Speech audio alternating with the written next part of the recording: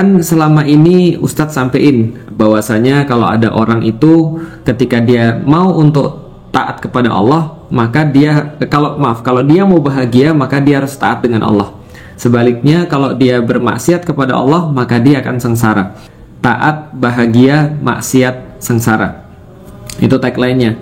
Nah, juga Ustadz pernah bilang misalnya dalam buku Udah Putusin Aja, misalnya saya juga nulis di sini bahwa kalau kita itu mau pernikahan kita senang, pernikahan kita bahagia, maka kita harus cari cowok yang tepat, dan jangan sampai kita nyari cowok yang dia sama Allah aja nggak mau taat, apalagi sama kita, yang dia itu ketika dia sebelum nikah itu sudah banyak berbuat maksiat yang nanti akan menyengsarakan kita, karena salah menikah itu lebih parah daripada nggak nikah-nikah. Saya sering bilang begitu. Nah, lalu bagaimana penerapannya dalam kehidupan sehari-hari? Karena banyak yang nanya, Ustadz, saya punya temen nih, dia pacaran, tapi dia happy-happy aja tuh,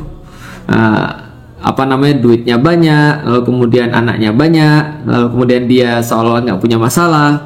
Ada lagi yang bilang, itu artis-artis gimana? Yang dia pacaran, yang dia nunjukin kemaksiatan, ketika pacarnya berlebih, kacau balau, terus setelah dia nikah ternyata happy-happy aja tuh Ustadz. Dia punya mobil banyak, dia punya rumah luas, dia pergi ke luar negeri terus, dia punya anak-anak dan segala macamnya. Pokoknya hidupnya tuh happy. Berarti orang pacaran bisa dong mendapatkan kebahagiaan. Nah, kita coba akan bahas melalui dua hal. Pertama, teman-teman sekalian, ada satu salah pikir lagi. Ini perlu saya jelaskan juga karena ini penting banget kalau kita membahas tentang kemaksiatan atau kita membahas tentang hal-hal buruk yang kita lakukan. Karena banyak amal-amal atau hal-hal buruk yang kita lakukan itu sangat berhubungan dengan asalnya, akarnya, yaitu adalah pola pikir yang salah. Nah, pola pikir yang sering kali salah pada kaum muslimin adalah ketika kaum muslimin merasa bahwasanya yang namanya kebaikan itu senantiasa dikaitkan dengan materi. Nah, jadi dengan materi, dengan uang, dengan popularitas, dengan apalagi dengan banyaknya anak, dengan ya semuanya lah. Pokoknya ukurannya adalah ukuran materi, ukuran fisik.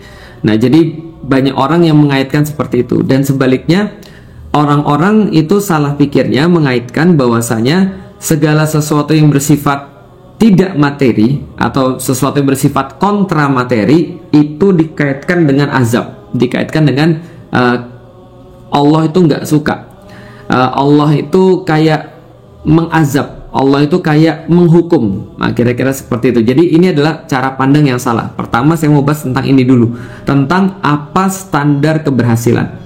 Kalau standar keberhasilan itu kita standarkan dengan materi, maka ini akan membawa pola pikir seperti ini akan membawa pada amal-amal yang nantinya akan salah. Karena kita nanti akan melihat bahwasanya orang-orang yang punya dunia, orang-orang mereka itu mudah dalam urusan dunia, mereka adalah orang sukses. Mereka berarti diridhoi Allah. Sementara kalau ada orang-orang yang dia tidak mudah dalam dunia, bahkan cenderung sulit, dia miskin, dia nggak punya uang, ini cenderung dia tuh kayak dimurkai oleh Allah. Makanya kan kadang-kadang kalau ada orang, ada temen ngomong sama temennya yang lain, ini nih dompet gue hilang, terus ada orang yang lain, mungkin lu kurang amal kali. Nah, itu seolah-olah mengaitkan dompet hilang dengan orang itu kurang amal, kurang berbuat kebaikan. Jadi seolah-olah Allah murka ketika dompet dia hilang. Atau ketika ada orang miskin, dia bilang, wah doa ini berarti doanya nggak diterima. Atau misalnya ketika ada orang sedekah, dia nggak tambah kaya, dibilang sedekahnya nggak diterima. Ketika dia tambah kaya setelah sedekah, oh berarti ini sedekahnya diterima, buktinya dilipat gandakan. Nggak selalu seperti itu, teman-teman sekalian.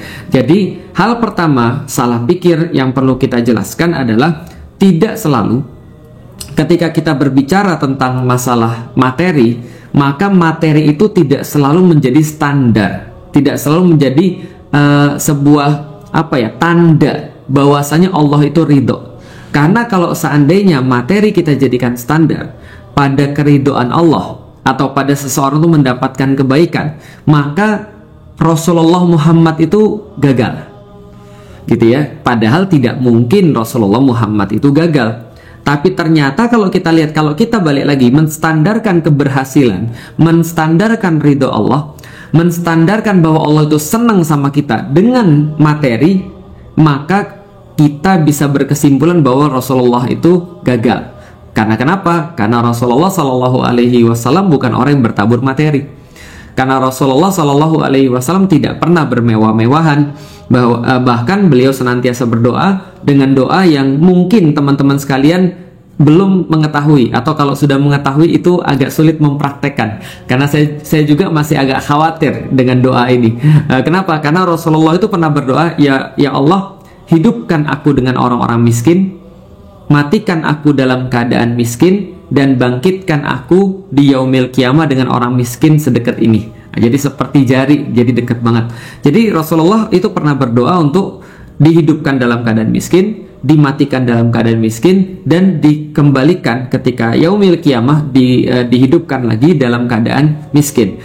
Nah, agak sulit ini ya doanya ya. Kalau teman-teman sudah pro imannya, ini doanya kayak begitu. Jadi malah minta miskin. Karena miskin itu ternyata bukan standar bahwa Rasulullah itu gagal. Bahwasanya miskin itu bukan standar bahwa orang itu dimuliakan Allah juga. Bahwa kaya bukan standar bahwa orang itu dimuliakan Allah. Buktinya apa? Satu waktu ketika masanya Khalifah Umar bin Khattab, kita tahu bahwasanya Umar bin Khattab itu melakukan banyak sekali penaklukan, banyak sekali futuhat, dan akhirnya ketika beliau banyak melakukan futuhat, beliau juga mendapatkan banyak ghanimah. Maka pada saat itu Muawiyah, gubernur Syam, itu membawakan kepada beliau ghanimah. Amr bin As, gubernur Mesir, itu membawakan juga pada beliau ghanimah, sehingga ditumpuklah emas yang sangat banyak sekali, lantakan emas ditumpukkan di depan Umar bin Khattab. Lalu kemudian mutiara dan batu-batu permata serta batu-batu berharga semuanya ditumpukkan, perak segala macam, termasuk gajah-gajah yang nggak pernah dilihat oleh orang-orang Arab pada saat itu. Semua ghanimah itu ditampakkan di depan Umar bin Khattab. Lalu kemudian Muawiyah dan Amr bin As itu berkata kepada Khalifah Umar, "Wahai Khalifah, selamat, karena Allah telah membukakan kepada engkau hal-hal yang tidak pernah dibukakan sebelumnya." Jadi pengen muji lah, wah ini Khalifah kamu keren banget nih, sekarang ini dibukakan kepada kamu nih harta-harta banyak, lalu kemudian ghanimah yang tidak pernah dibukakan pada orang-orang sebelum engkau. Ini kebaikan-kebaikan yang sangat besar, ini mereka katakan. Maka pada saat itu ketika melihat lantakan emas, melihat tumpukan emas itu yang banyaknya minta ampun, ya wajar aja. Bayangin aja, Persia ngumpulin harta benda dunia itu selama 1200 tahun.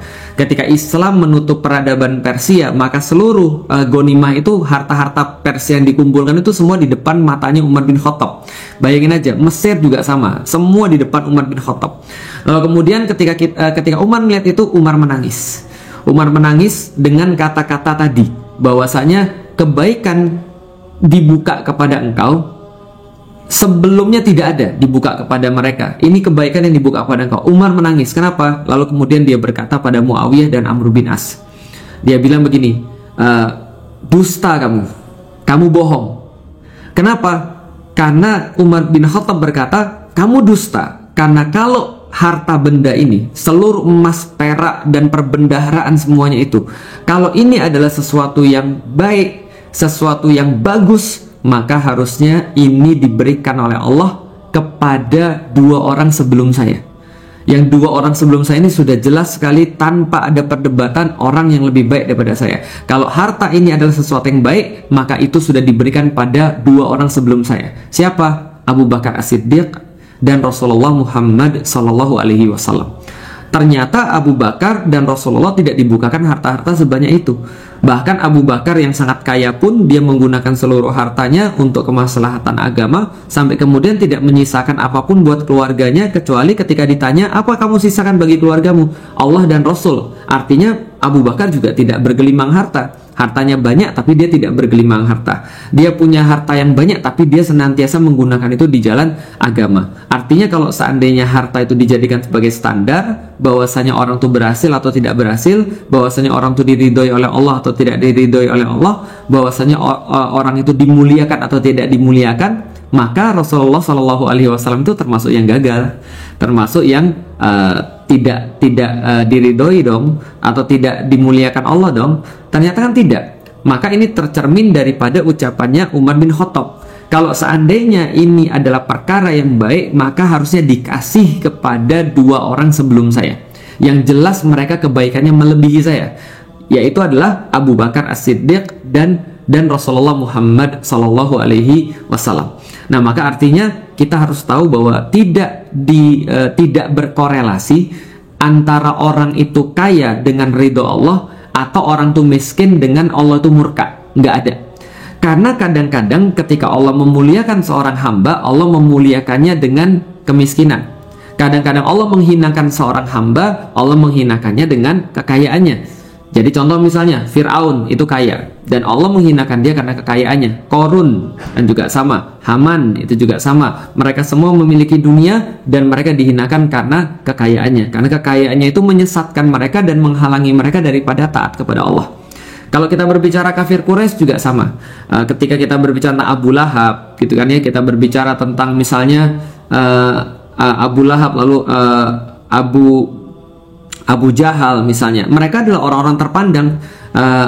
Al-Akhnas bin Syarik, lalu kemudian kita berbicara tentang Walid bin Mughirah misalnya. Semua ini adalah orang-orang kayanya ya kaya nggak masuk akal, kaya nggak ngotak gitu maksudnya. Tapi mereka tidak dijadikan mulia karena kekayaannya itu, tapi mereka justru terhina karena kekayaannya, karena mereka tertipu dengan dunia, karena mereka merasa bahwasanya mereka itu mulia karena nasabnya, mereka mulia karena hartanya, mereka mulia karena ya ini privilege yang mereka punya sebagai orang kafir Quraisy. Nah, ternyata Allah memuliakan Bilal walaupun Bilal nggak punya harta, walaupun Bilal seorang budak. Allah memuliakan Rasulullah Muhammad Sallallahu Alaihi Wasallam walaupun ternyata Rasulullah juga tidak punya harta sebanyak Walid bin Mughirah misalnya. Nah, artinya kita harus tahu yang pertama bahwa kita tidak bisa mengatakan loh kok dia maksiat tapi dia ternyata hidupnya sukses. Sukses di dunia atau sukses dalam pandangan manusia belum tentu ridho Allah. Belum tentu Allah itu senang. Itu yang pertama teman-teman sekalian, bahwasanya kalau kita bicara tentang kesuksesan, kita bicara tentang ada orang yang nggak kerudungan tapi ternyata hidupnya masih happy, dia pacaran tapi setelah dia menikah ternyata dia hidupnya baik-baik saja menurut kita, gitu kan ya. Bahwasanya dia bermaksiat kepada Allah, bandar judi, tapi ternyata dia justru punya anak banyak, dia justru kemudian bisa pergi ke luar negeri, padahal dia maksiat, dia koruptor tapi ternyata hidupnya masih bahagia, dia suka nipu tapi hidupnya ternyata hebat, sukses dan segala macam. Nggak bisa begitu, karena kesuksesan dunia itu tidak menandakan keridhaan Allah atau tidak menandakan kemurkaan Allah. Sebaliknya, kadang-kadang kalau ada orang tua juga sama. Orang tua ngelihat anaknya belajar agama, lalu anaknya ternyata nggak dapat kerja setelah lulus kuliah. Lalu orang tuanya bilang, untuk apa kamu belajar agama? Ternyata percuma kan, Tuhan nggak nolong kamu kan. Buktinya sekarang kamu miskin, buktinya sekarang kamu nggak punya apa-apa. Lihat tuh kakakmu, dia nggak pernah ke masjid, dia nggak pernah sholat, tapi ternyata dia bisa bantu keluargamu. Itu lebih bermanfaat dia daripada kamu, gitu kan ya. Nah, balik lagi, kita tidak menstandarkan antara kemiskinan dengan Allah tidak ridho, atau kita masih nggak punya, lantas Allah seolah-olah tidak menjawab doa-doa kita. Nggak begitu konsepnya. Konsepnya adalah ketika kita berbicara tentang Allah ridho, itu Allah ridho karena memang kita berbuat sesuatu yang taat kepada Dia. Maka ketika Allah ridho dengan kita, Dia pasti akan memberikan rasa bahagia di dalam hati kita. Nanti kita bahas tentang bahagia ya. Tapi yang jelas adalah taat pasti bahagia, maksiat pasti sengsara. Jadi bukan pada duniawinya, tapi pada aktivitasnya, apakah diridhoi oleh Allah atau tidak. Itu yang pertama. Yang kedua, teman-teman sekalian, teman-teman harus tahu bahwasanya bentuk penyiksaan yang paling berat atau bentuk azab yang paling berat daripada Allah kepada seorang hamba itu bukan ketika seorang hamba mendapatkan musibah, bukan ketika seorang hamba ditegur dengan hukuman daripada Allah, bukan. Karena memang ada hukuman daripada Allah berupa misalnya azab, bencana, misalnya alam. Bencana alam itu bisa jadi hukuman daripada Allah. Bahwasanya kita mendapatkan musibah bisa jadi teguran daripada Allah, bisa jadi. Tapi ini bukan azab yang paling berat. Bukan sebuah hukuman yang paling berat daripada Allah. Hukuman yang paling berat daripada Allah disepakati oleh para ulama adalah hamba itu dicuekin oleh Allah. Itu hukuman yang paling berat. Makanya kita nggak usah bicara Allah, kita bicara manusia aja. Kalau manusia itu sudah nggak suka sama seseorang, dia masih marah, itu Anda masih untung. Dia masih marahin Anda, berarti dia masih perhatian sama Anda. Ada seorang ibu marahin anaknya, berarti ibu itu masih sayang sama anaknya. Dia masih peduli sama anaknya. Dia masih mau anaknya berubah. Ketika seseorang itu masih komen, masih dia kemudian menunjukkan bahwa dia tuh nggak suka, masih mau untuk ngomel, masih mau untuk marah, Anda beruntung, berarti Anda masih ada harapan. Berarti Anda masih bagus. Nah, itu ketika Anda masih dimarahin. Tapi kalau ibu kita sudah diem, bapak kita sudah diem, guru kita sudah nggak peduli, guru kita sudah diem, ini Anda harus berpikir. Kenapa? Karena bisa jadi ini adalah hukuman yang paling berat. Hukuman yang paling berat itu dicuekin. Nggak di dunia, nggak di akhirat. Allah itu kalau sudah memberikan hambanya sebuah hukuman yang sangat berat, itu di dunia dicuekin, di akhirat dicuekin. Nggak diperhatiin sama sekali. Saya ambil contoh. Saya sebagai orang yang menikah, itu pasti pernah marahan sama istri, ya kan ya? Mungkin teman-teman yang sekarang sudah menikah juga pasti pernah marahan sama istri. Dan ketika marahan sama istri, itu kalau misalnya saya masih ngomel, berarti itu masih kesalahannya masih biasa. Kalau saya masih ngomel, saya masih ngomong, saya masih marah, itu kesalahannya biasa. Tapi kalau seandainya saya sudah marahnya agak serius, itu biasanya Ummu Alil akan bilang begini, Abi, lihat Umi dong, gitu kan ya. Terus saya, apakah mau saya ngelihat dia? Nggak mau lah. Nah, kenapa orang lagi marah? Gitu kan ya. Orang yang lagi marah itu tandanya adalah dia nggak mau ngeliat wajah orang yang dia marah sama dia itu.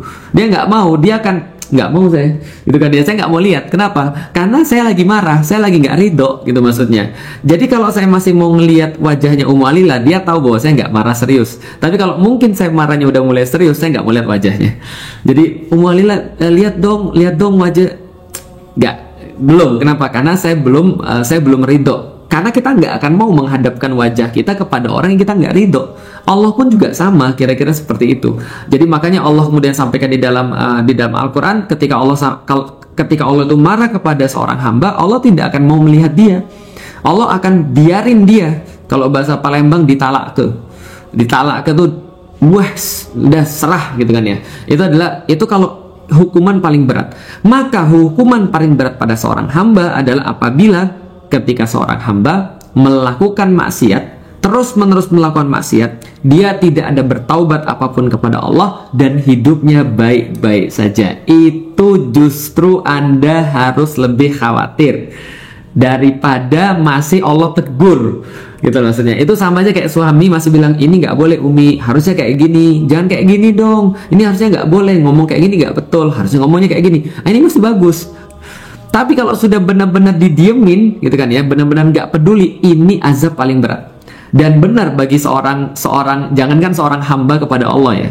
Saya secara pribadi aja kalau ibu saya sudah kayak gitu, saya udah mulai deg-degan tuh. Diajak ngobrol nggak mau, gitu kan ya. Diajak makan nggak mau, gitu kan ya. Diajak ngobrol mungkin nggak peduli dan segala macam. Nah, ini adalah bentuk daripada siksaan. Maka hati-hati ketika ada orang yang sudah bermaksiat, pacarankah dia, buka auratkah dia, tapi karirnya baik-baik saja, lalu kemudian keluarganya baik-baik saja kelihatannya, lalu kemudian maisyahnya baik-baik saja kelihatannya, famous, pergi ke luar negeri dan segala, kelihatannya happy-happy aja. Hati-hati, ini dalam Islam namanya istidraj. Istidraj itu apa? Istidraj adalah Allah menumpuk-numpuk, membiarkan dia agar dia menumpuk-numpuk kemaksiatannya agar ketika dibalasnya sekali langsung. Apakah kemudian ini adalah bentuk bahwa Allah itu kayak nggak kasih sayang? Masa Allah tuh nggak maha pemaaf? Allah tuh maha pemaaf. Cuman kitanya nggak ngerti, gitu maksudnya. Allah tuh ngasih kesempatan tuh banyak dan nggak terbatas. Kalau dia berpaling kepada Allah, kalau dia bertaubat, mau balik lagi pada Allah, Allah pasti akan terima, pasti. Problemnya adalah ketika ada orang yang dia merasa bahwa dia baik-baik saja, ketika melakukan maksiat maka dia merasa bahwa ya udah, berarti aku akan lanjut terus. Dia merasa bahwasanya baik-baik saja. Kita melihat dia baik-baik saja, padahal itu bentuk daripada murkanya Allah. Itu bentuk daripada istidraj. Itu bentuk daripada sebuah hal yang tidak Allah ridhoi. Saya nggak ada masalah kok pacaran tuh demi kebaikan. Apa yang saya salah? Saya tetap berhaji, bahkan saya ajak saya ajak calon saya umroh, gitu kan ya. Kita di sana sama-sama untuk mencoba meraih ridho Allah, gitu kan ya, bertaaruf secara syariah, satu hotel, gitu kan ya. Gak ada masalah. Ada orang bilang, ya aku juga minum minuman keras dan aku nggak merasa ada problem dalam minuman keras. Ini hati-hati. Ada orang pacaran, kemudian dia belum melihat hasilnya. Ada orang minum khamar, dia belum melihat hasilnya. Ada orang buka aurat dan merasa baik-baik saja. Hati-hati, bahwasanya itu adalah bentuk murkanya Allah yang lebih besar. Ingat teman-teman sekalian, dimarahin itu masih lebih bagus daripada didiemin. Ingat teman-teman sekalian, ditegur oleh Allah itu masih lebih bagus daripada dia dibiarin melakukan kemaksiatan dan dia merasa it's fine, ini baik-baik aja. Tahu nggak teman-teman, kayak kodok yang kerebus? Ada penelitian bagaimana caranya ngerebus kodok tapi kodoknya nggak loncat. Nggak usah dicoba di rumah ya, ini cuma penelitian aja. Bukan penelitian, tes gitu kan ya. Ada orang ngetes bagaimana ngerebus kodok supaya dia nggak loncat. Lah kalau kita rebus dulu airnya sampai panas, lalu kemudian kita lemparin kodoknya pasti lari, kodoknya pasti loncat. Kenapa? Karena dia tahu itu adalah air yang panas. Tapi ternyata caranya adalah menurut orang-orang ini, ya ini para motivator bilang ya, bagaimana ngerebus kodok tapi dia nggak loncat? Buat dia terbiasa, buat dia seolah-olah nggak menyadari bahwa ada perubahan besar, bahwasanya perubahannya dikit-dikit aja. Nah itu namanya istidraj. Nah, jadi kodoknya ditaruh dulu di air yang dingin, di panci. Nah dia merasa fine, baik-baik aja. Wah, hidup saya fine-fine aja tuh, kata si kodok, gitu kan ya. Hidupku baik-baik aja, nggak ada masalah, kata si kodok, happy, gitu kan ya. Ini dingin, nggak ada problem. Lalu kemudian dihidupin apinya, maka airnya memanas sedikit demi sedikit dan dia masih merasa fine. Aku nggak ada masalah lah, karena perubahannya nggak drastis. Ini namanya istidraj, bertambah-tambah, berderajat-derajat. Nah itu istidraj. Nah setelah kemudian kodok ini kemudian ternyata tanpa dia merasa sudah mendidih airnya dan dia sudah mati. Nah ini jangan sampai terjadi pada kita istidraj itu. Maka jangan sampai kita merasa nyaman ketika kita melakukan maksiat, atau kita membenarkan orang. Ketika kita berbicara tentang kemaksiatan, kita membenarkan seolah-olah orang ini tidak ada masalah ketika dia bermaksiat kepada Allah. Padahal dia bermasalah, hanya dia belum paham. Makanya yang kita perlu tahu itu adalah mana yang maksiat, mana yang tidak. Jangan-jangan kita selama ini melakukan maksiat tapi kita nggak sadar. Jangan-jangan selama ini kita melakukan suatu kemaksiatan tapi kita merasa oke-oke aja, karena kita nggak pernah belajar mana yang maksiat dan mana yang nggak maksiat, mana yang pahala, mana yang dosa. Maka orang yang terbaik adalah yang mengetahui, yaitu adalah orang yang membuka pintu kebaikan dan menutup pintu keburukan. Membuka pintu kebaikan sehingga yang lain bisa masuk melalui pintu kebaikan itu namanya pahala jariah. Dan dia menutup pintu keburukan sehingga orang tidak bisa masuk ke situ. Nah, dia menutup dosa jariah. Dan buka aurat itu termasuk dosa jariah. Menyontohkan segala sesuatu yang buruk termasuk pacaran, itu juga termasuk adalah dosa jariah.